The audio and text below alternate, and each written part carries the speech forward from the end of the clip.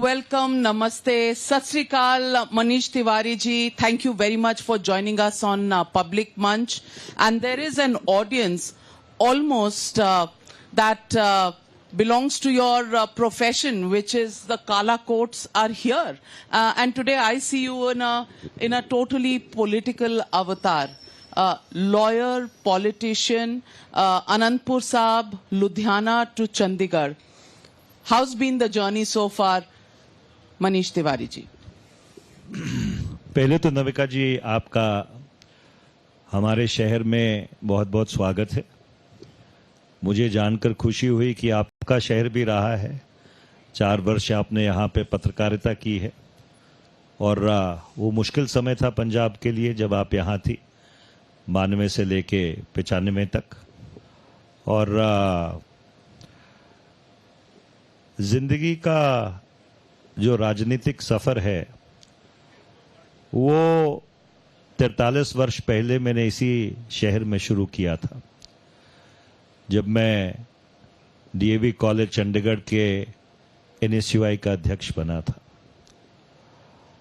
और वो सफर और अग्रसर हो गया जब 3 अप्रैल 1984 को इसी शहर में यहाँ से कुछ दूर पे हमारा घर हुआ करता था 24 सेक्टर में 84 नंबर, जहाँ पे आतंकवादियों ने गोलियां मार के मेरे पिताजी को शहीद किया था, क्योंकि वो देश की एकता अखंडता के लिए पूरी सुदृढ़ तरीके से खड़े थे।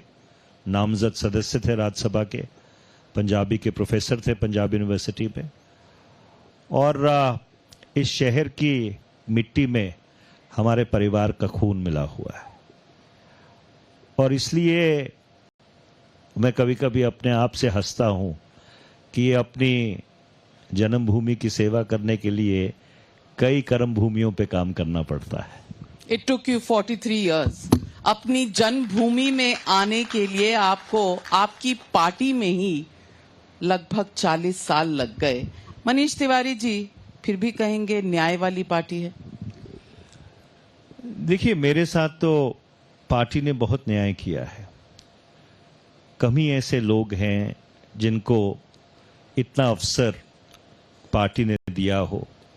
भारतीय राष्ट्रीय छात्र संगठन एनएसयूआई का राष्ट्रीय अध्यक्ष 5 साल, अंतर्राष्ट्रीय छात्र संगठन का इंटरनेशनल यूनियन ऑफ स्टूडेंट्स का राष्ट्रीय अध्यक्ष, भारतीय युवक कांग्रेस का राष्ट्रीय अध्यक्ष, 20 साल से ज्यादा कांग्रेस का राष्ट्रीय प्रवक्ता, 3 जगह से पार्टी ने लड़ने का मौका दिया और जब भी उन्होंने मौका दिया लोगों ने समर्थन किया, आशीर्वाद दिया। और इसलिए मुझे ये लगता है कि शायद जितना कांग्रेस पार्टी ने मेरे लिए किया है, कम ही लोग हैं इस देश में जिनको इतनी ज्यादा, जिसको अंग्रेजी में कहते हैं, लैटिट्यूड दिया होगा। हाँ, इतना कुछ दिया पार्टी ने, फिर भी आप G23 में चले गए थे और G23 में आपने आवाज उठाई थी, यानी कि कहीं ना कहीं अन्याय तो था ना पार्टी में? देखिए, ये अच्छा हुआ कि आपने ये सवाल पूछ लिया। G23 ने कोई श्री नरेंद्र मोदी को खत नहीं लिखा था। G23 ने, या जिसको आप G23 कहते हैं, उन्होंने खत कांग्रेस की अध्यक्षा श्रीमती सोनिया गांधी जी को लिखा था और इसका एक परिप्रेक्ष्य था। वो कोविड के दिन थे, कोविड का कहर बिल्कुल चरम सीमा पे था, मिलना संभव नहीं था और इसलिए हमारे कुछ चिंताएं थी और उस चिंताओं को एक खत के माध्यम से हमने उनके समक्ष रखा। पर कुछ लोग उस G23 में शामिल होने के बाद आज शायद इतिहास का हिस्सा ही बन चुके हैं, कांग्रेस से बाहर जा चुके हैं। आप अब भी हैं, चंडीगढ़ में आप प्रत्याशी हैं। 2009 से और ये सार्वजनिक है, it's public that you wanted to fight from Chandigarh from 2009, but finally in 2024 you got the ticket. Manish Tiwari, how does this battle look to you? मैं इसमें थोड़ा सा संशोधन कर दूं, 2009 नहीं है, 1991 है। तो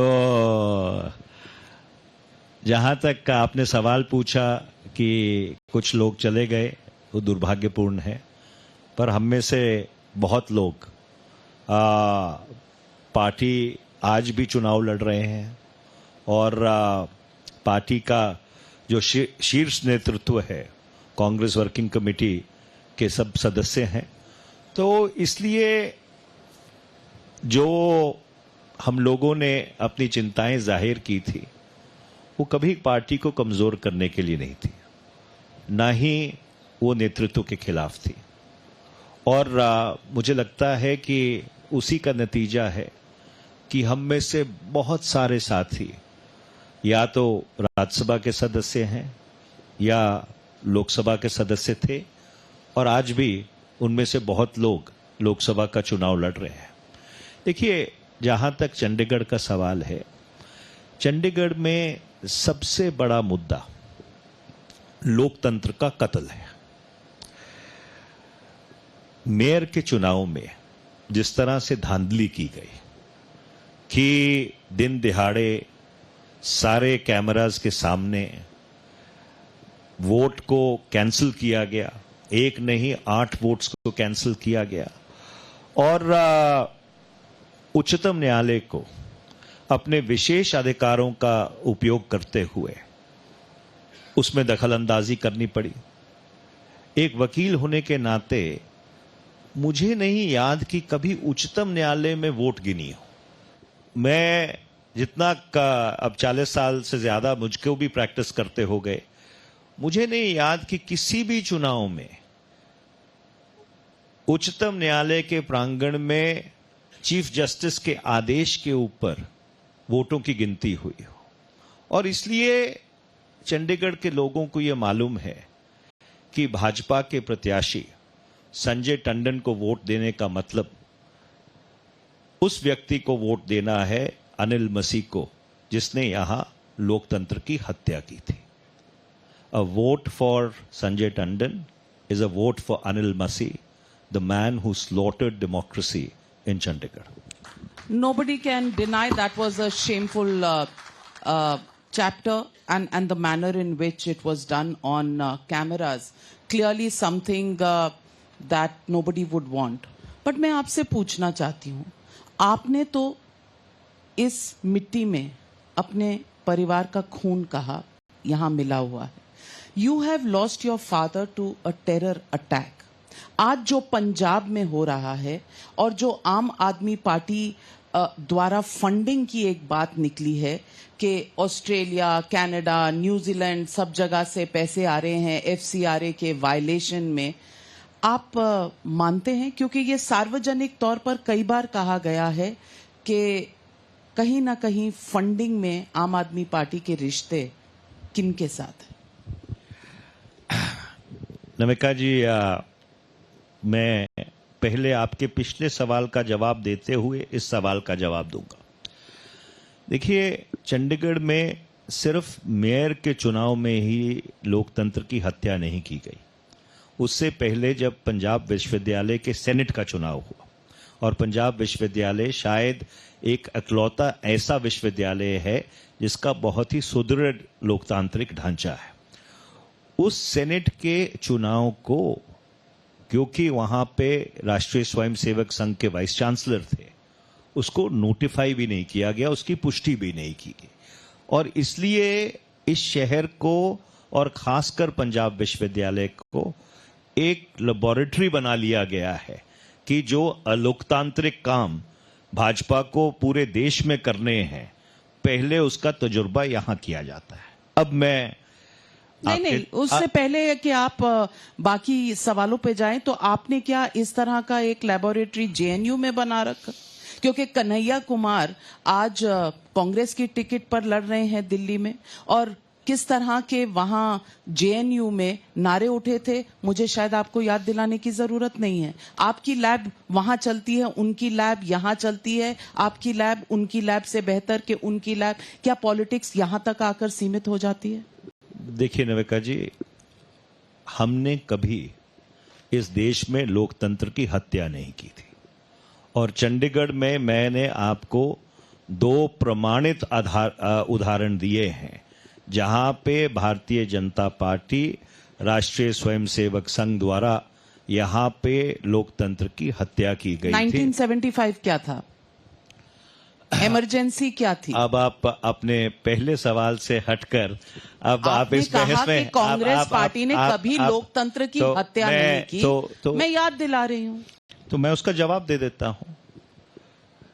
जो 1975 से लेकर 1977 का समय था, वो एक दुर्भाग्यपूर्ण फैसला था, और उस फैसले के लिए खुद श्रीमती इंदिरा गांधी ने, मेरे ख्याल 1978 में उन्होंने महाराष्ट्र में एक पब्लिक मीटिंग को संबोधित करते हुए, और मैंने आपके पुराने अखबार इंडियन एक्सप्रेस में एक लेख भी लिखा था, जहां पे मैंने उस भाषण की कुछ पंक्तियों को कोट किया था, और उन्होंने खुद ही कहा था कि वो फैसला दुर्भाग्यपूर्ण था, और दैट चैप्टर एंडेड। बट उसके बाद कांग्रेस पार्टी ने इस देश के लोकतंत्र को, इस देश की संस्थाओं को मजबूत करने के लिए पूरी कोशिश की, और मैं बहुत जिम्मेवारी से ये बात कह रहा हूं कि पिछले 10 वर्ष जो एनडीए भाजपा के कार्यकाल के निकले हैं, इस देश में एक अनडिक्लेयर्ड इमरजेंसी लगी हुई है, जो 2024 के बाद एक डिक्लेयर्ड इमरजेंसी में तब्दील करने का इनका षड्यंत्र है। ये आप कैसे कह रहे हैं? आपके पास क्या तथ्य हैं कि ये अनडिक्लेयर्ड इमरजेंसी डिक्लेयर्ड इमरजेंसी हो जाएगी 2024 के चुनावी नतीजों के बाद? इसका मतलब आप मान रहे हैं कि मोदी जी वापस आ रहे हैं? मैं इसीलिए पूरे देश में एक बदलाव की लहर है। जो 5 चरण के मतदान हुए हैं, उस 5 चरण के मतदान ने एक बात बिल्कुल साफ कर दी है। दक्षिण भारत में भारतीय जनता पार्टी पूरी तरह से साफ है, और उत्तर भारत में हाफ है। तो जो 400 की बात करते थे, आज वो 150 सीट पाने के लिए भी कोशिश कर रहे हैं। मेरा सवाल सबसे पहला ये कि कॉन्स्टिट्यूशन में सबसे ज्यादा बदलाव किसने किया? 80 अमेंडमेंट्स 80 ओकेजन्स पर कांग्रेस ने बदला कॉन्स्टिट्यूशन को। 42nd अमेंडमेंट कौन लेकर आया? कांग्रेस लेकर आई। जो आत्मा थी हमारी कॉन्स्टिट्यूशन की, B.R. अंबेडकर जी ने जिसको आत्मा कहा था, उन डायरेक्टिव प्रिंसिपल्स में सेक्युलर सोशलिस्ट घुसाने का काम कांग्रेस पार्टी ने किया। और कहते हैं आप कि डरना चाहिए बीजेपी से। हिपोक्रिटिकल। संविधान को संशोधित करना और संविधान को खारिज करना, ये 2 अलग अलग चीजें हैं। भारतीय जनता पार्टी के कई नेताओं के तरफ से, नविका जी, सार्वजनिक तौर पर यह बयान आया है कि हम भारत के संविधान को खारिज करना चाहते हैं। अनंत हेगड़े, जिनको टिकट नहीं मिली, तो टिकट नहीं दी, इसका यह मतलब तो नहीं है कि और जो आनंद हेगड़े क्या नरेंद्र मोदी से बड़े हैं? क्योंकि ये सवाल उनसे इंटरव्यू में मैंने पूछा है, और उन्होंने कहा, that is his word, just like Congress party पहले अपना आश्वासन दे चुकी है कि अब वो आगे नहीं करेगी जो 1975 में किया। उनका वर्ड है कि उन्होंने कॉन्स्टिट्यूशन को सबसे ऊपर रखा है। उनका वर्ड ना माना जाए, आपका क्यों माना जाए? बिल्कुल इसलिए क्योंकि जो उनकी मंशा है, एक उनका नेता नहीं, अनेक नेता उनके इस बात को कह चुके हैं, और उसके बाद जब इस देश में बैकलैश हुआ, तो प्रधानमंत्री को मजबूर होकर यह कहना पड़ा कि मैं संविधान के साथ छेड़छाड़ नहीं करूंगा। ईवीएम में आपका फेथ है कि नहीं? अब मैं आपके ईवीएम के सवाल का जवाब दे देता हूं। देखिए, एक लोकतंत्र एक भरोसे के आधार पर खड़ा है। The question is not whether EVMs are rigged. the question is a perception that EVMs can be rigged.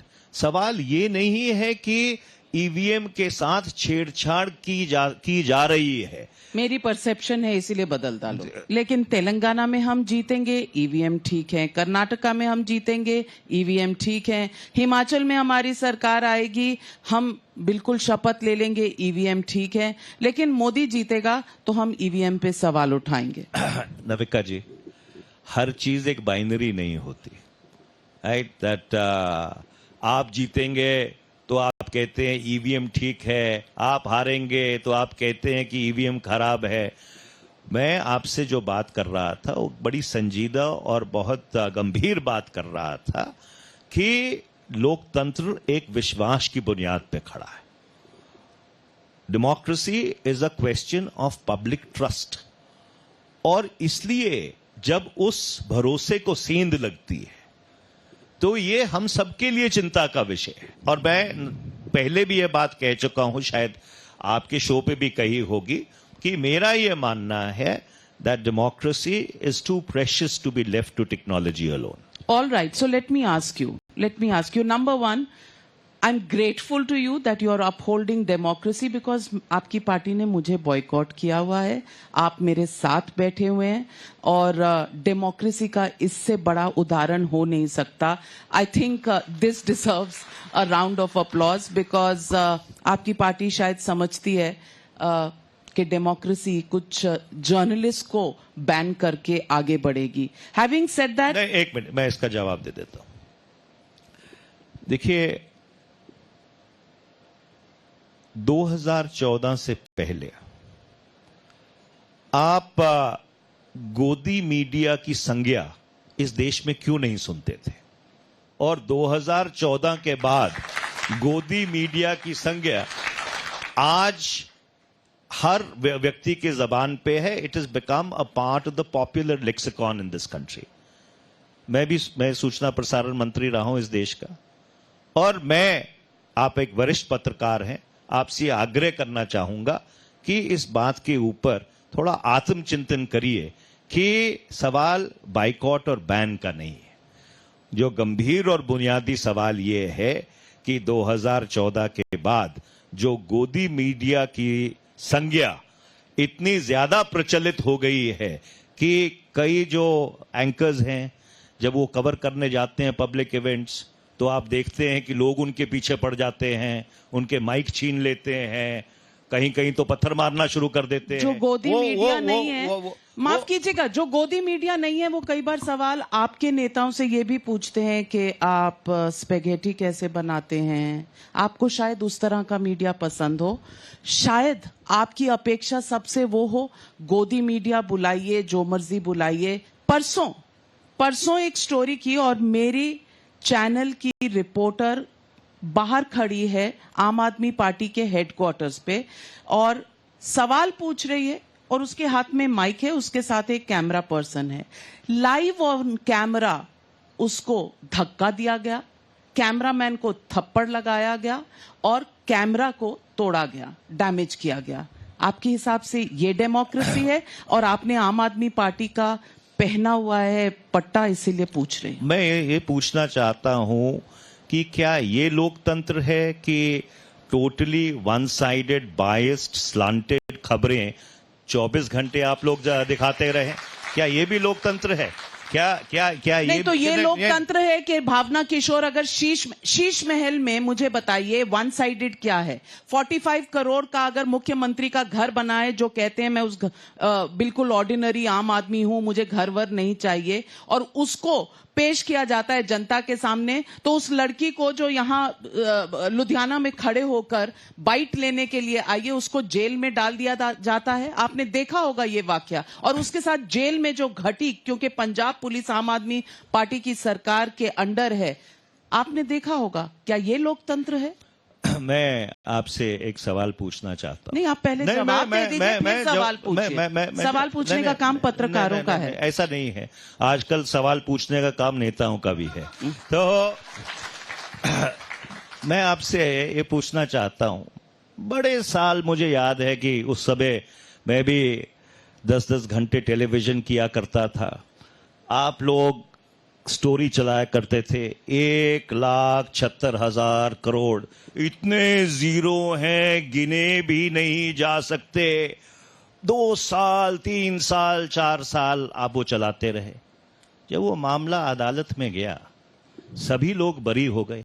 आपने एक बार माफी मांगी सार्वजनिक तौर पर, जिन लोगों की रेपुटेशन आपने बर्बाद कर दी थी?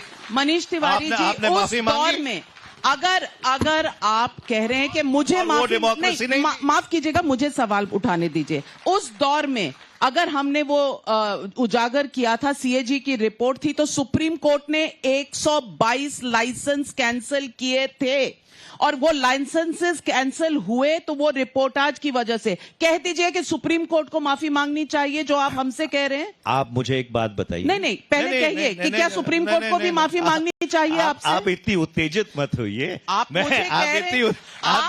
इतनी उत्तेजित मत होइए। आप 40 साल के पॉलिटिशियन हैं, तो मैं भी 35 साल की जर्नलिस्ट हूं सर।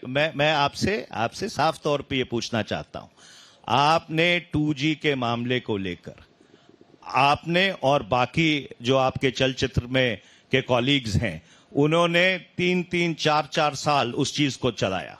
उसके बाद जब वो मामला ट्रायल पे गया, चार्जशीट फाइल हुई, सीबीआई और ईडी की चार्जशीट फाइल हुई, जब उन सभी लोगों का एक्विटल हो गया, एक आदमी कन्विक्ट नहीं हुआ, क्या आपकी नैतिकता नहीं बनती थी कि उन लोगों से माफी मांगते जिन लोगों को आपने सर्कल कर करके उनकी रेपुटेशन धूमिल कर दी?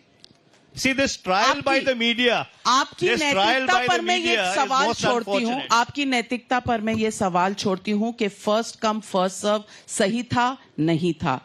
तब मनमोहन सिंह ने मना क्यों किया था? उसके बाद किस तरह के एविडेंसेस आपके समय में कोर्ट्स में पहुंचाए गए, क्योंकि एजेंसीज आपके अंडर थी? ये मैं आपकी कॉन्शियंस और आपकी नैतिकता पर छोड़ती हूं। लेकिन ये मेरा केस नहीं है। To prove in a court of law is not my case.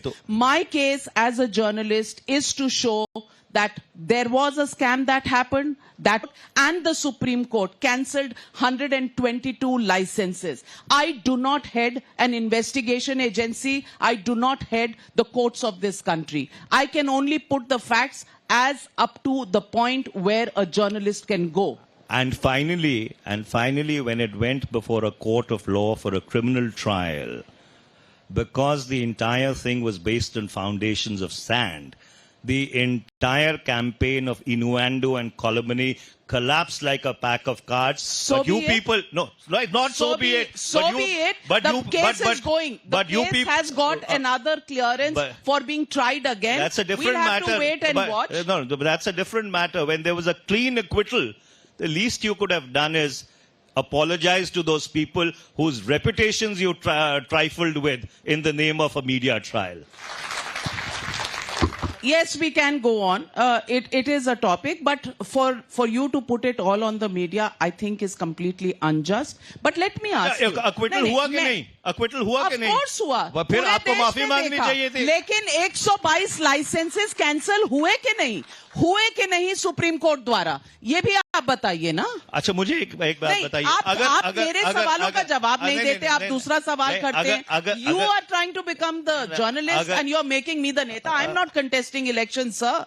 तो आजकल अगर पत्रकारिता इस देश में इम्पार्शल होती तो ये रोल रिवर्सल ना होता कि जो पत्रकार हैं उनको नेता बनना पड़ता और जो नेता है उनको पत्रकार बनना पड़ता। चलिए, तो मैं आपसे सवाल पूछती हूं। मैं आपसे एक बात पूछता हूं। मैंने आपसे पूछना है कि आपने आम आदमी पार्टी का ये पहना हुआ है, मुझे बता दीजिए, आम आदमी पार्टी इतनी अच्छी है तो यहां से 20 किलोमीटर दूर कांग्रेस पार्टी उनका साथ क्यों नहीं दे रही? मैं आपके एक दूसरे को चोर चकार बुला रहे हैं। मैं सीधा सीधा इसका जवाब दे देता हूं। हमारी लड़ाई इस देश में लोकतंत्र को बचाने की है, भारत के संविधान को बचाने की है ना। एक मिनट, आप सुन लीजिए। आप चोर कहते हैं, उनके साथ मिलके आप देश का संविधान बचाएंगे। I am so impressed. आप तो बिल्कुल क्या कहते हैं, अपने कई गेस्टों की तरह हो रही हैं जो बीच बीच में बोलना शुरू कर देते हैं। मैं कहा एंकर को तो ऐसा नहीं करना चाहिए। तो मैं आपको बता रहा था कि हमारी बुनियादी लड़ाई 3 चीजों पर आधारित है। सबसे पहले इस लोकराज की रक्षा करना, दूसरा भारत के संविधान की रक्षा करना, और तीसरा जिस ख्याल पे ये मुल्क आधारित है उसको सुदृढ़ करना। मैं आपको आप ही का एक वाक्य सुनाना चाहती हूँ। कांग्रेस का पूरा कैंपेन संविधान बचाओ की थीम पर है और आपका एक बयान 6 अगस्त 2019 को आर्टिकल 370 के खात्मे के बाद हो रही चर्चा में आपने लोकसभा में कहा। पहले सुनते हैं मनीष तिवारी जी का ये बयान।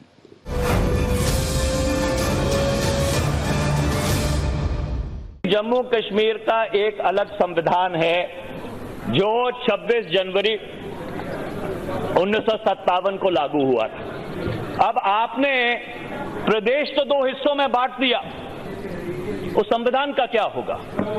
क्या सरकार यहां पे फिर उस संविधान को खारिज करने के लिए भी विधेयक लेके आएगी? मैं पूछना चाहती हूं कि जम्मू कश्मीर के अलग अलग संविधान होने चाहिए थे या पैरेलल होने चाहिए, या देश के साथ जो हमारे कॉन्स्टिट्यूशन बनाने वालों ने सोचा था कि ये टेम्पररी अरेंजमेंट है, ये इतनी देर टेम्पररी क्यों रहा? देखिए, जिस बहस का आपने क्लिप दिखाया है, मैंने विपक्ष की तरफ से वो बहस शुरू की थी, वो चर्चा शुरू की थी जब श्री अमित शाह उस विधेयक को लोकसभा के समक्ष लेके आए थे, और जो मैंने कहा तो वास्तविकता थी। जम्मू कश्मीर का अलग संविधान था, और जब उच्चतम न्यायालय में इस मामले को लेकर बहस हुई, और जिस बहस में मैं भी एक पार्टी को रिप्रेजेंट कर रहा था, ये सवाल उच्चतम न्यायालय में भी उठा था, पर जब एक बारी उच्चतम न्यायालय ने अपना फैसला सुना दिया तो वो बात क्या कहते हैं खत्म हो गई। खत्म हो गई। पी चिदम्बरम के साथ आपका क्या मत है, जो कहते हैं कि अगर हम वापस आएंगे तो आर्टिकल 370 का डिसीजन रिवर्स कर देंगे? मैंने चिदम्बरम साहब का ये बयान नहीं सुना है। मैं आपसे सवाल एक और पूछती हूँ। आपने कहा आइडिया ऑफ इंडिया। आप ही की पार्टी के इंटरनेशनल कांग्रेस के जो अध्यक्ष थे, जो अब नहीं हैं क्योंकि एक बैकलैश हुआ, उनका कहना था कि वेस्ट में लोग दिखते हैं चीनियों की तरह भारतीय, नॉर्थ में जहां आप हैं हम शायद गोरे हैं, जबकि इतने गोरे भी नहीं हैं, लेकिन वेस्ट में अरबी, ईस्ट में चीनी, नॉर्थ में गोरे और साउथ में अफ्रीकन्स। क्या ये आइडिया ऑफ इंडिया है जो कांग्रेस पार्टी मानती है? देखिए, ये बयान दुर्भाग्यपूर्ण था, निंदनीय था, और इसीलिए Shri Sam Pitroda Indian overseas Congress के अब अध्यक्ष नहीं है। लेकिन ये वही इंसान है जिन्होंने 1984 सिख राइट्स के बारे में कहा था, जो हुआ सो हुआ। देखिए, जहां तक श्री सैम पिट्रोडा का सवाल है, उनको अपने पद से हटा दिया गया है। तब नहीं हटाया था, अब वो इंडियन ओवरसीज कांग्रेस के अध्यक्ष नहीं है। और जहां पर राहुल गांधी के मेंटोर तो हैं। राहुल गांधी जी के अगर वो मेंटोर हैं तो फिर उनको अध्यक्षता से नहीं हटाया जाता। उनको, अगर उन्होंने कोई गैर जिम्मेदाराना बयान दिया है, और ये बयान पूरी तरह से गैर जिम्मेदाराना है, उनको उनके पद से हटा दिया गया है। मनीष शंकर अय्यर को भी हटाया था गुजरात चुनाव में, वापस आ जाते हैं।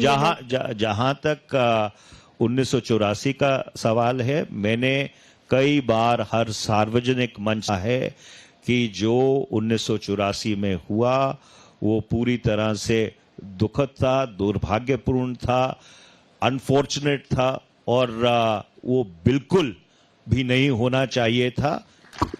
पब्लिक के कुछ सवाल हैं, और पब्लिक के सवाल में वीरेंद्र का एक सवाल चंडीगढ़ से है, पहले आपको सुनवाती हूँ।